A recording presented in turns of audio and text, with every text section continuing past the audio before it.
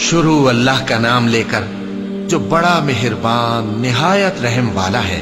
ہاں ہاں قسم ہے چاند کی اور رات کی جب رخصت ہونے لگے اور صبح کی جب روشن ہو جائے کہ وہ آگ ایک بہت بڑی آفت ہے انسان کے لیے ڈر کی چیز، یعنی اس شخص کے لیے جو تم میں سے آگے بڑھنا چاہے یا پیچھے رہنا چاہے۔ ہر شخص اپنے کرتوتوں کے باعث گرفتار ہوگا، مگر داہنی طرف والے نیک لوگ جنتوں میں ہوں گے اور پوچھتے ہوں گے، یعنی آگ میں جلنے والے گناہگاروں سے کہ تم دوزخ میں کیوں پڑے؟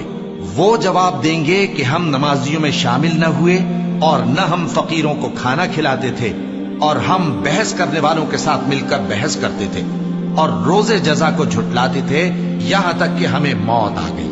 تو سفارش کرنے والوں کی سفارش ان کے حق میں کچھ فائدہ نہ دے گی۔ ان کو کیا ہوا ہے کہ نصیحت سے روگرداں ہو رہے ہیں، گویا گدھے ہیں کہ بدک جاتے ہیں جو شیر سے ڈر کر بھاگ جاتے ہیں۔ اصل یہ ہے کہ ان میں سے ہر شخص یہ چاہتا ہے کہ اس کے پاس کھلی ہوئی کتاب آئے۔ ایسا ہرگز نہیں ہوگا۔ حقیقت یہ ہے کہ ان کو آخرت کا خوف ہی نہیں۔ کچھ شک نہیں کہ یہ قرآن نصیحت ہے، تو جو چاہے اسے یاد رکھے، اور یاد بھی تبھی رکھیں گے جب اللہ چاہے۔ وہی اس لائق ہے کہ اس سے ڈرا جائے اور وہی معاف کرنے والا ہے۔